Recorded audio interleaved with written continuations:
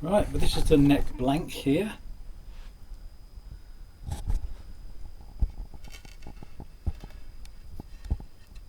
I'm not going to bore you into showing you what I do for this, but if you look up there, you'll see another video where I've explained what I do to these. And hopefully when it's finished it'll be something like this.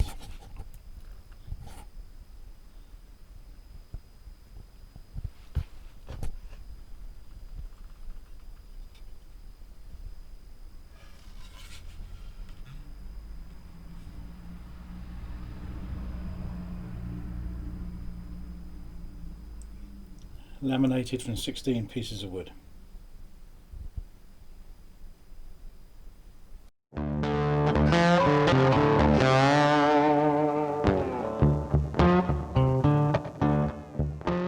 Just thought I'll show you this. This is 2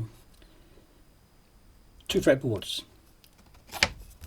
that I've used as templates actually, but the fretboard that I buy is so wide that I can actually get 2 of these 2 fretboards for the cigar box out of just one piece.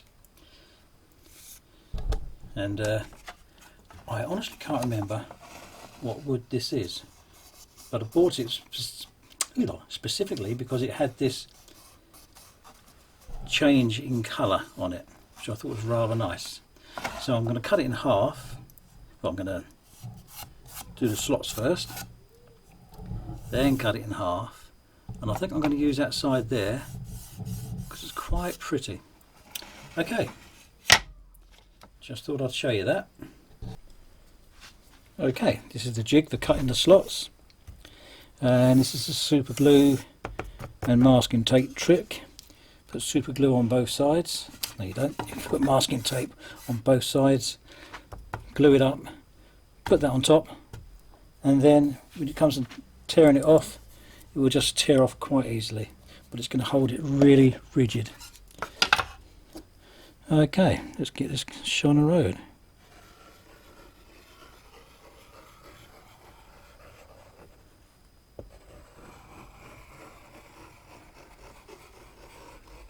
That should be enough, just in case we put a little bit more in.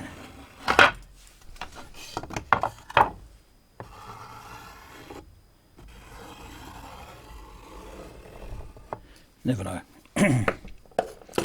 I've got an engineering background, and you can over-engineer things, I know, but better safe than sorry, don't you think? Okay, get that in, up to the edge, and slip it down. And that's it. That's now on there perfectly. Right, and this is the jig. Has notches cut in it for the scale length that you're going to be using.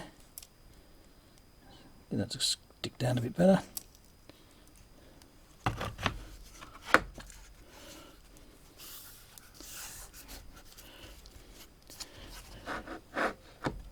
Okay.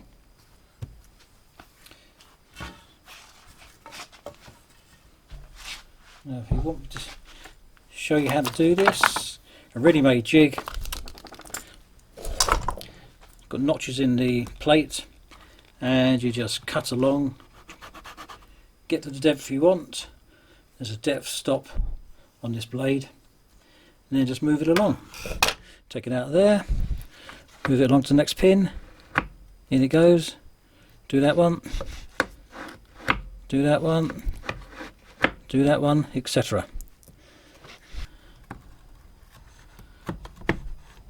And I'll see you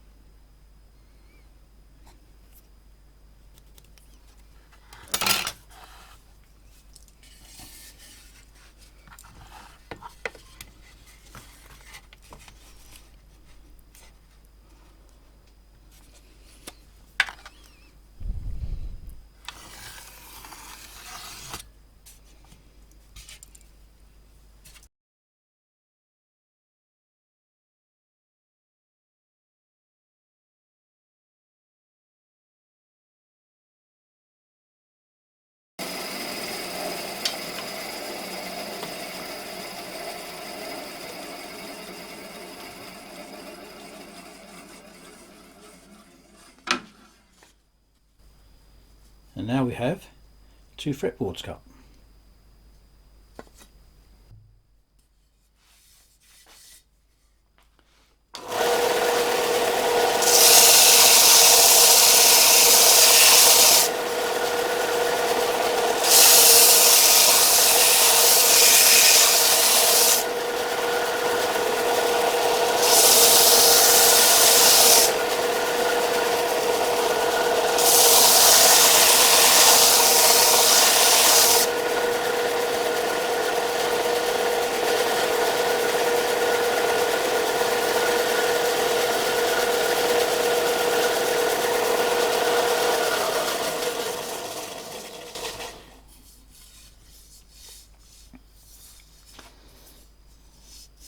Just needed a light sand on that front face.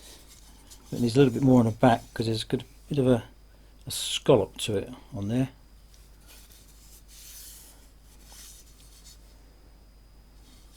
Okay, I did realise that I was going to have a problem with the fretboard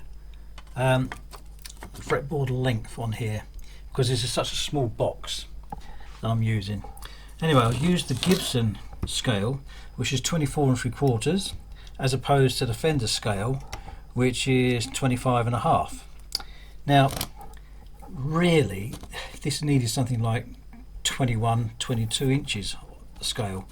You know, whatever scale is readily available for a shorter scale. I don't know what that is, and I haven't got it anyway. I'm mumbling a bit now. Anyway, this is my mock-up here. There's the nut, and for just a quick way to find out where your bridge is going to be, which is very important. The nut to the 12th fret, and then measure again nut to the 12th fret, and that will give you where your bridge has to be. So if I was to have, say, 24 frets on this guitar, it wouldn't work, because 24 frets would be there, my box would be here, and my bridge would be here. That is too close to the end of the box. You really need 2.5 inches minimum. This is 2.72, so it's about 69 millimeters, almost 2 3/4 inches. Ideal. It'll be in there somewhere, not obstructing the picture, and also it's enough, it's far enough away to get the string angle coming back down. So that is important. So because of that,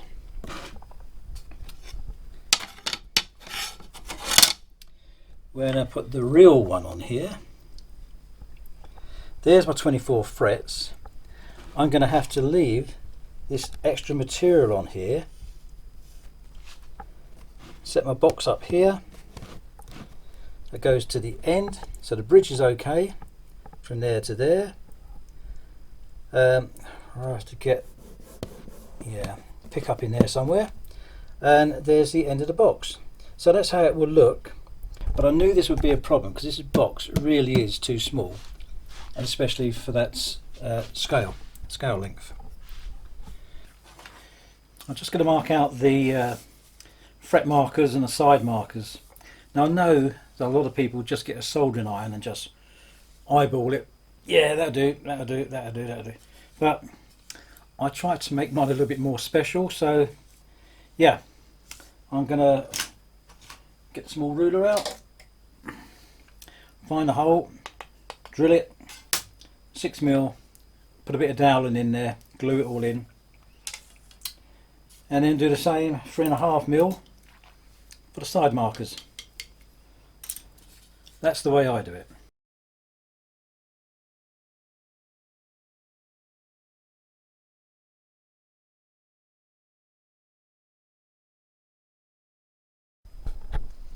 Now, doesn't that look so much nicer than just getting a soldering iron and burning some marks on there.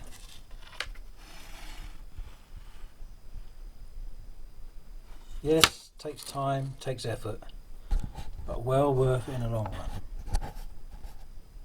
I'm a craftsman. Glued the fretboard to the neck.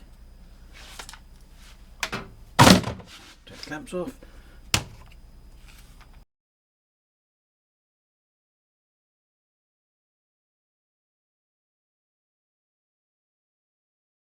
Hey, come here.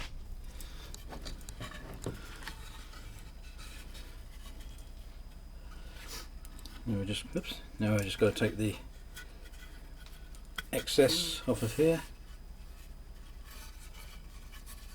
and here, and then it'll be on there.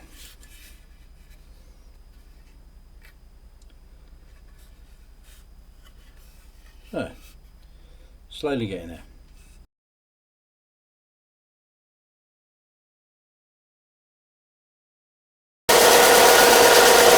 Okay, we've done one side, let's do the other. Okay, we're now at the stage where we can put the frets on. A little bit of history. I used to buy my frets on a big coil from America. It's worked out cheaper to get it there than it did in England. And then they started charging me import tax on it. So I thought, right, okay, I'm going to go to England. Well, not go to England, I shall import from England, which was great. I've been getting these lengths here, and 3 lengths to do a guitar quite easily, and that worked out really well until we had Brexit. And since we've had Brexit, it's now become, it's not viable, not economically viable to do it this way now, because the import tax again on there. So I've now got a solution where I buy these ones. They're already cut to size, which is great if you're doing a full-size guitar, but we're not. But yep, this works out at the moment. This works out to be the cheapest way of doing it, and I can obviously put the savings onto the customers. So that's what I'm going to do now. Let's make a start on this. Now down here, when you're putting frets in, you need a sturdy table. I don't think you can see that, but on there I have a square marked out, because below that is a leg, and that's where I hammer my frets on. So I'd work my way across, bump, bump, bump, bump, bump, bump, bump, bump, bump. Can't go any further, up to about the 9th, 10th fret. So then, rather ingeniously, I have this piece of wood here, which, as you can see, if I have enough room to show you, fits on there. Fits on there perfectly, then I can continue, bit of shade there, and do the rest of the frets there up to about that point. Obviously after that it starts to tilt. Then I can finish that off down there. So let's get started. This is not my normal hammer.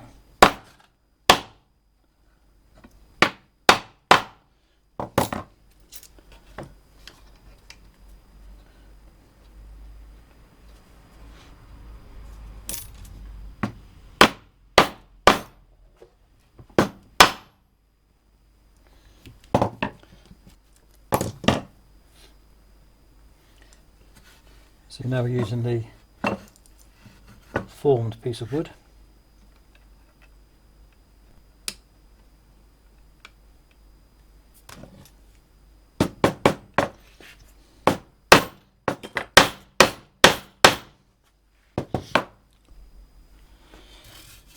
Okay, the frets are in position.